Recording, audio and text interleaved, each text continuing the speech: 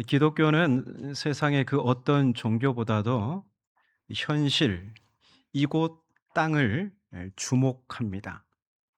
예수님께서 앞서 가르치신 하나님에 대한 세 가지 청원 한번 떠올려 보겠습니다. 가장 먼저가 뭐죠? 아버지의 이름이 거룩히 여김을 받으시오며. 어디에서요? 우리에게서. 그리고 이 세상 가운데서 아버지의 이름이 거룩히 여김을 받으시기를 우리가 기도한다는 거죠. 그 두 번째로는 나라가 임하시오며. 그 나라는 누구의 나라예요? 하나님의 나라, 아버지의 나라 아니겠습니까? 근데 나라 하면 우리는 관성적으로 어떤 장소를 떠올리는데요. 근데 성경에서 나라는 다스림을 이야기하는 거예요. 하나님의 다스림이 어디에 임하기를 기도하죠? 이 땅 가운데, 이곳에 임하기를 기도하는 것이죠. 하나님 나라, 하나님의 다스림이 임하는 곳에 버림받은 자들이 다시 환대받는 그러한 은혜가 있는 것이죠. 그리고 세 번째 청원이 뭐였죠? 아버지의 뜻이 하늘에서 이루어진 것 같이 어디서요? 이 땅에서 이루어지기를 원합니다. 이렇게 했죠. 아버지의 뜻은 단순히 기계적으로 임하는 게 아니라 평범한 우리의 삶의 이야기 가운데, 평범한 우리의 삶 가운데 지지고 볶고 그렇게 살아가는 가운데 아버지의 뜻은 점점 염으로 가고 성숙해 가고 마침내 드러나는 것이죠. 요셉과 그의 형들의 이야기 속에서 말이죠. 자, 이 하나님에 대한 세 가지 청원, 이 내용을 보면 그 내용은 천상의 그 무엇을 구하는 게 아니라 모두 이 땅과 밀접하게 관련이 되어 있습니다. 그래서 주기도문의 앞선 세 가지 청원은 어딘지도 모르는 가상의 세계를 향한 독백이 아니라 아주 냉혹하고 치열한 인간 현실 세계를 향하고 있습니다. 이어지는 우리 필요에 대한 청원들도 한번 살펴보면 우리 삶의 가장 낮고 구체적인 필요를 하나님 앞에 직구하는 철저히 현실적인 기도입니다. 우리 인간의 필요를 구하는 첫 번째 청원이 오늘 기도인데요. 오늘 우리에게 일용할 양식을 주시옵고.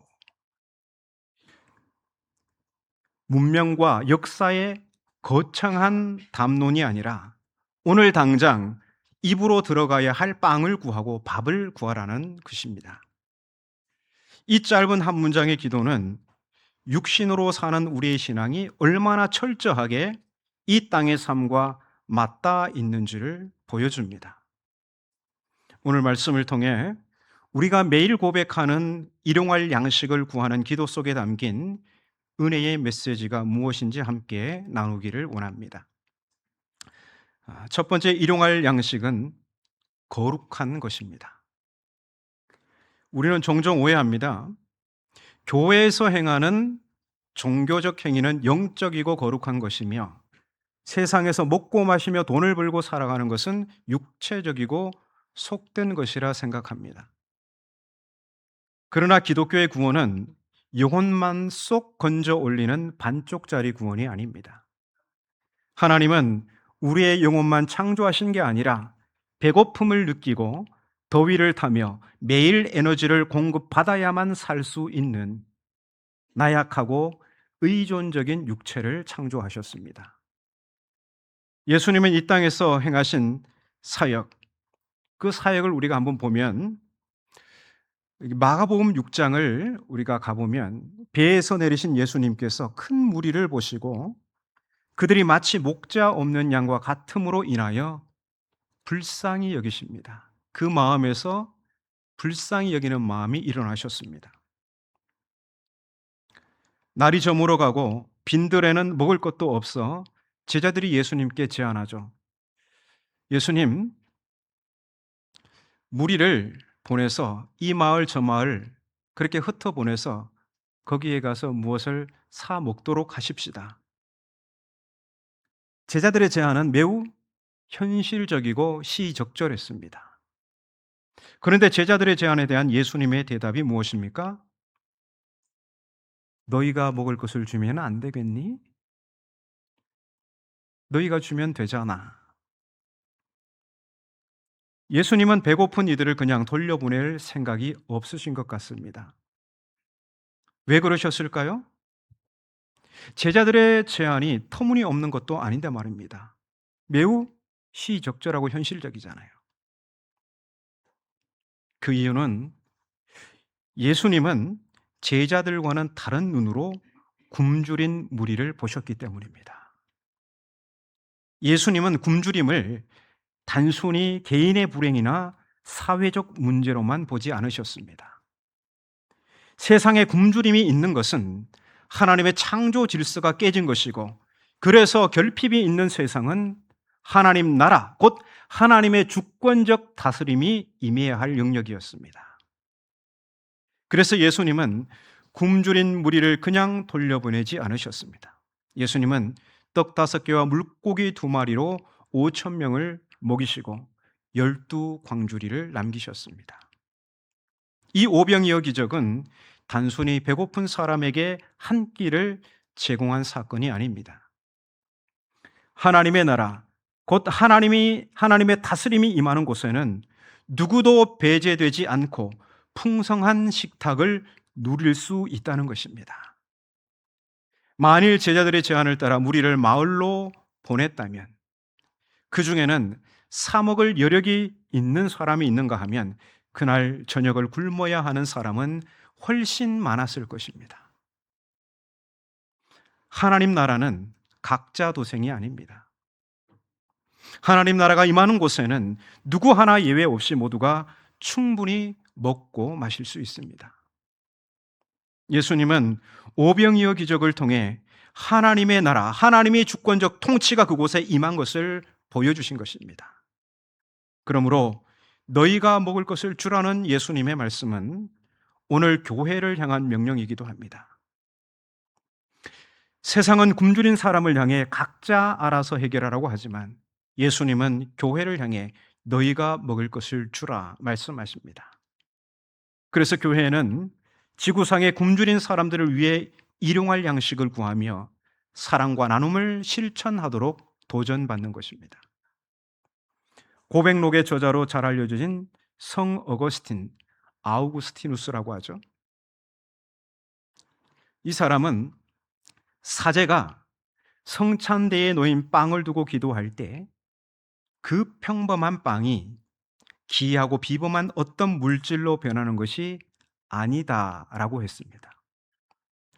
성찬빵을 두고 기도할 때 그 기도의 본질은 우리가 아침 식탁에서 마주하는 지극히 평범한 빵이 사실은 사랑이 많으신 하나님의 거룩한 선물임을 고백하는 것입니다. 우리 앞에 놓인 이것이 하나님이 주신 선물입니다. 우리가 매일 아침에 먹는 밥, 일터에서 마시는 커피 한 잔, 삶을 지탱하는 모든 현실적인 필수품들은 결코 속된 것이 아닙니다. 그림 하나를 보겠습니다. 제가 그림을 안 보내드렸나요? 네. 제가 자막만 보내드리고 그림을 안 보낸 것을 제가 그림 하나를 보겠습니다 하면서 바로 인지했습니다. 그냥 상상을 하시기 바랍니다. 근대 초기 스페인 화가 무리오라는 사람의 작품인데요. 그 그림 속에는 부엌에 들어선 이가 천사들이 아궁이에 불을 지피고 음식을 차리는 모습을 보게 됩니다. 누가요? 천사들이 아궁이에 불을 지피고 음식을 차리는 그 모습을 보고 깜짝 놀라는 장면이 나옵니다. 아니, 하나님의 거룩한 일을 대행하는 천사가 부엌에 있는 모습이 너무도 낯설었던 것입니다. 무리오는 이 작품을 통해 무엇을 말하고 싶었던 것일까요? 그것은 우리 가정에서 가족을 위해 밥상을 차리고 돌보는 행위, 곧 살림살이는 사람을 살리고 세우는 일이며 먹이시는 하나님의 손길을 대행하는 세상에서 가장 거룩한 노동이라는 사실입니다. 거룩은 어떤 특별한 성직을 받은 사람의 특별한 직무에 국한되는 게 아니라 지극히 평범함 속에 있다는 것입니다. 굶주린 사람을 그냥 돌려보내지 않고 챙겨 먹이는 섬김이 거룩한 일입니다. 하나님은 그렇게 우리를 챙기시고 먹이기를 기뻐하시는 인자하신 아버지이십니다. 그러므로 우리가 매일 먹고 마실 수 있다는 것 자체가 이미 하나님의 거룩한 기적과 돌보심 속에 살아가고 있다는 증거입니다. 따라서 일용할 양식을 구하는 것은 우리의 식탁에, 그리고 굶주림이 있는 곳에 하나님의 거룩한 기적과 돌보심을 구하는 것입니다. 두 번째로, 일용할 양식을 구하는 기도는 탐욕을 멈추고 자족하는 은총을 구하는 것입니다. 예수님은 평생을 쌓아두고 먹을 양식을 구하라고 하지 않으셨습니다. 일용할 양식입니다. 우리말로 일용할로 번역된 헬라 낱말의 뜻은 원래 족한, 충분한 이런 뜻입니다. 예수님은 오늘 하루를 살아가기에 족한 양식을 구하라고 하셨습니다.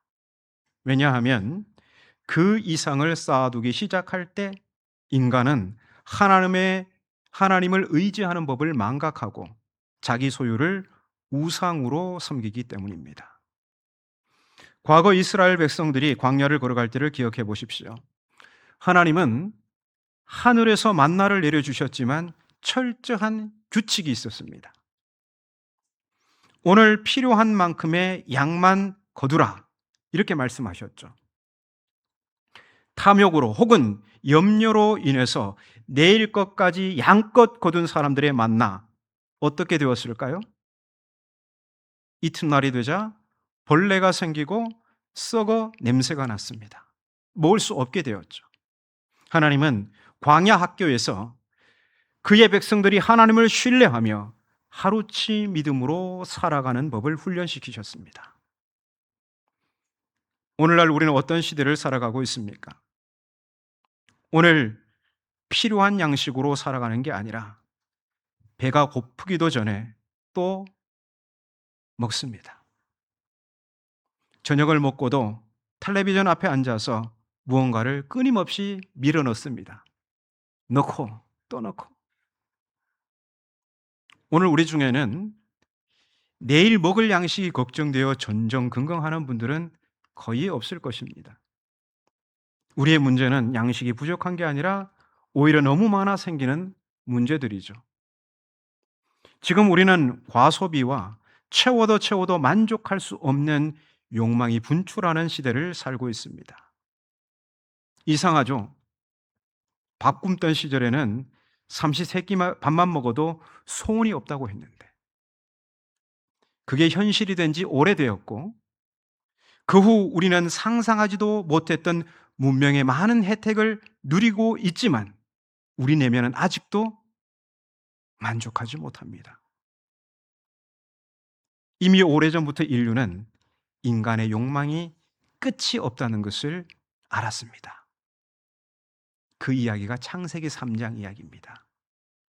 하나님께서 아담과 하와에게 동산 모든 것을 다 누릴 수 있는 권한을 주셨습니다.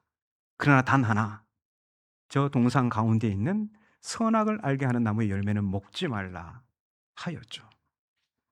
그러나 그들은 유혹자가 던지는 말에 이것을 먹으면 하나님과 같이 될 것이다. 너희가 속고 살았던 거야. 이거 먹으면 하나님과 같이 돼. 이게 인간의 욕망의 끝이 어디예요? 내가 신이 되는 겁니다.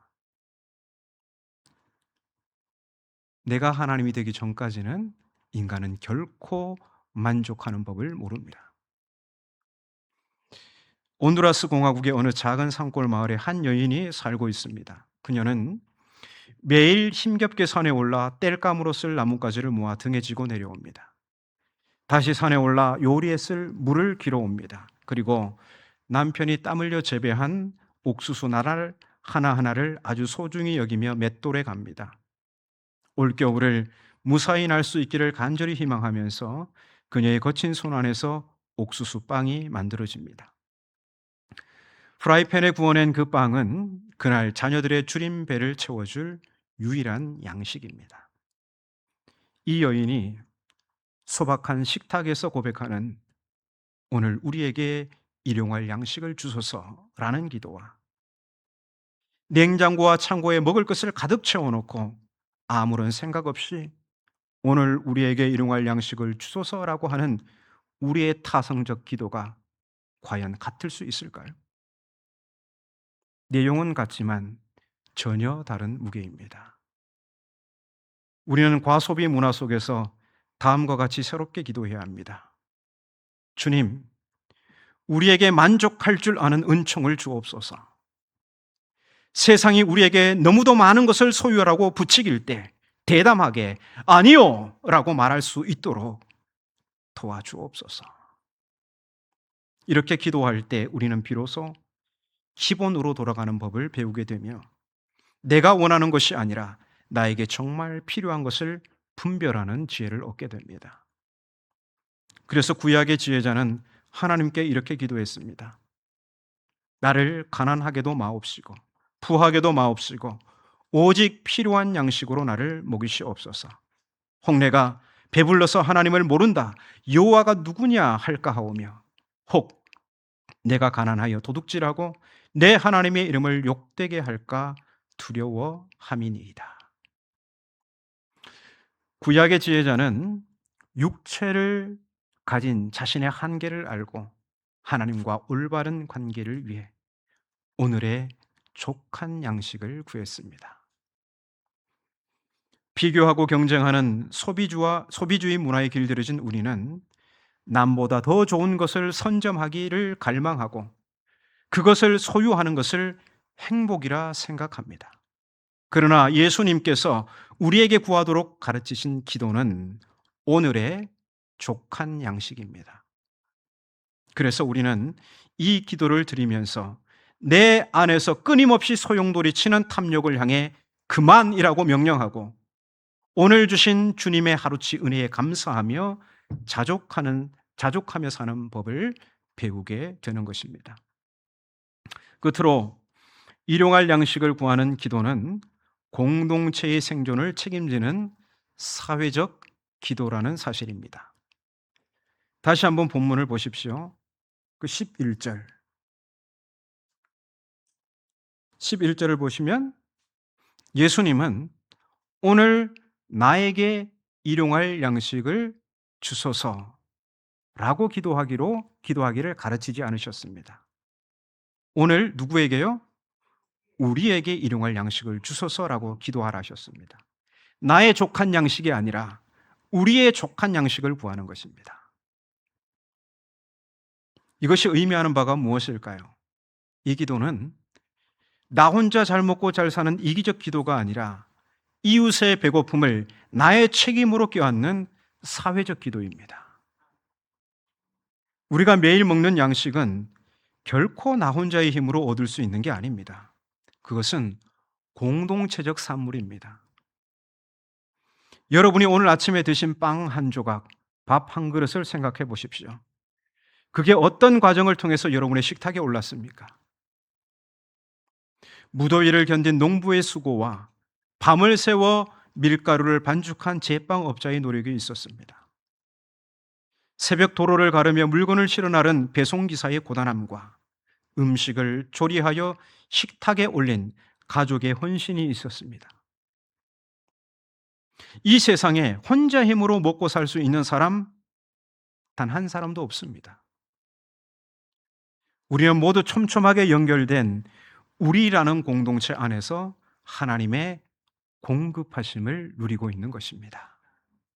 그러므로 우리가 오늘 우리에게 일용할 양식을 주소서라고 기도할 때 그것은 내가 내 곁에 혹은 저 멀리 굶주림으로 고통당하는 이웃의 생존을 책임지겠다는 사회적 선언인 것입니다. 우리가 쓰는 한자 중에 평화라는 단어를 보십시오. 그 평자가 무슨 평자죠? 네, 그죠. 평평하다, 고르다 그런 뜻이잖아요. 화는 어떤 뜻이에요? 화할 화자잖아요. 화목하다, 화합하다 할 때 그 화할 화자입니다. 그런데 그 화자를 보시면요. 저 앞에 화자를 보시면 음, 두 글자가 합쳐진 말이죠. 하나는 벼화자. 벼화자의 네모는 뭐예요? 입구. 입구입니다. 그러니까 곡식을 뜻하는 벼화자에 사람의 입을 뜻하는 입구자가 붙어 있습니다. 그래서 이 한자가 말하는 평화의 뜻은 모든 사람의 입에 곡식, 즉 밥이 골고루 들어가 있는 상태를 의미하는 것입니다. 모든 사람의 입에 밥이 골고루 들어가 있는 상태, 이게 평화입니다. 그래서 일용할 양식을 구하는 기도는 배고픈 자의 입에도 골고루 밥이 들어갈 수 있도록 우리가 사회적 책임을 지겠다는 선언입니다. 그래서 위험한 기도죠. 위험한 기도요. 나만 잘 먹고 잘 살고 싶은데 쌓아두고 자자손손 그냥 떵떵거리며 살고 싶은데 우리에게 일용할 양식을 주소서라고 기도하는 순간 나는 사회적 책임을 감당하겠다는 선언입니다. 4세기 교부 성 바실리우스는 그의 통렬한 설교에서 무서운 경고를 했습니다. 당신의 창고에서 썩어가고 있는 그 빵은 지금 당장 굶주려 가고 죽어가는 이들의 것입니다. 당신의 침대 밑에서 먼지를 뒤집어 쓴 채 곰팡이 냄새를 풍기는 그 신발은 신발이 없어 맨발로 걷는 이들의 것입니다. 당신의 옷장에 입지 않고 쌓여있는 그 수많은 옷은 추위에 떨고 있는 헐벗은 이들의 것입니다. 그리고 당신의 금고 안에서 가치가 동결되어 있는 그 돈은 지금 당장 생존의 벼랑 끝에 선 가난한 자들의 것입니다. 오늘 우리는 풍족하지만 북한의 아이들은 먹을 것이 없어 영양실조로 죽어가고 있습니다. 지구 반대편 아프리카 사하라 이남의 여인들과 아이들은 땔감과 물 한 동이를 구하기 위해 하루 종일 뜨거운 사막 황무지를 걸어가야 합니다. 연이은 강진으로 고통받고 있는 베네수엘라는 사망자가 4,300명을 넘었고 부상자가 16,700명을 넘었습니다. 그리고 여전히 실종 가운데 있는 생명이 5만 명이 넘습니다.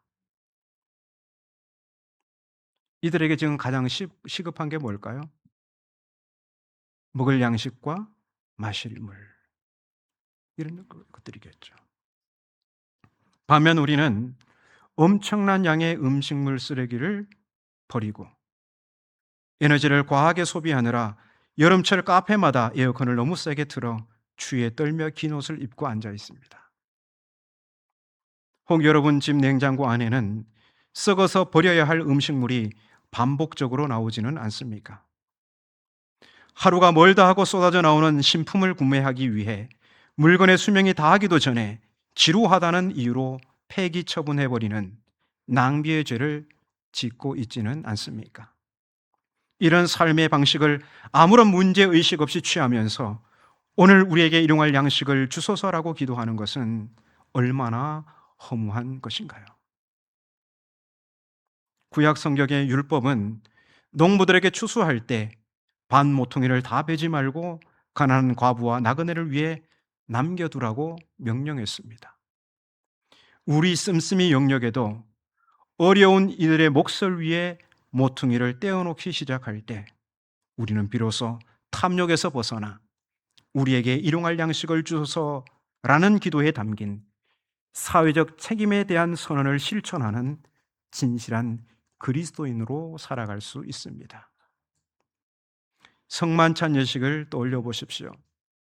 주님께서는 왜 당신의 살과 피를 기념하는 거룩한 예식을 가장 값비싼 음식과 음료가 아닌 그 당시 땅에서 가장 흔하고 평범한 빵과 포도주를 선택하셨을까요? 그것은 우리가 매일의 일상에서 마주하는 지극히 평범한 밥 한 그릇, 빵 한 조각 속에도 세상을 구원하시는 하나님의 거대한 은혜의 신비가 깃들어 있음을 가르쳐 주시기 위함입니다. 초기 그리스도인들이 로마 제국의 사상가들로부터 대체 기독교란 무엇입니까? 당신들의 정체는 무엇입니까? 라는 질문을 받았을 때 그들은 고상하고 난해한 신학적 철학을 늘어놓지 않았습니다. 대신 그들은 당시 결코 한 식탁에 앉을 수 없었던 주인과 노예가, 유대인과 이방인이, 부자와 가난한 자들이 그리스도 안에서 한 가족이 되어 골고루 빵과 포도주를 나누어 먹는 거룩한 성만찬의 풍경을 보여주었습니다. 우리가 드리는 오늘 우리에게 일용할 양식을 주소서라는 기도는 창고에 쌓인 재물을 바라보며 안심하는 생존 전략의 기도가 아닙니다. 내 곳간에 아무리 많은 양식이 쌓여 있을지라도 내가 살아가는 것은 재물의 힘이 아니라 오직 날마다 신선하게 내리시는 하나님의 자비하심 때문임을 고백하는 믿음인 것입니다. 그래서 이 기도는 매일의 밥상을 성만찬의 연장선으로 삼겠다는 거룩한 예배의 결단인 것입니다. 이제 우리가 오늘 우리에게 일용할 양식을 주소서 기도하며 평범한 식탁을 대할 때마다 우리가 하나님의 거룩한 기적과 돌보심 속에 살아가고 있음을 감사하시기 바랍니다. 그리고 내 안에 끊임없이 소용돌이치는 탐욕을 향해 그만이라고 명령하고 오늘 주신 주님의 하루치 은혜에 감사하며 자족하며 살아가시기 바랍니다. 나아가 이웃의 배고픔을 나의 책임으로 껴안고 우리의 소유를 기쁨으로 개방하는 너른 품으로 살아가시기 바랍니다. 그럴 때 우리는 기쁨으로 이 기도를 드릴 수 있습니다. 오늘 우리에게 일용할 양식을 주소서.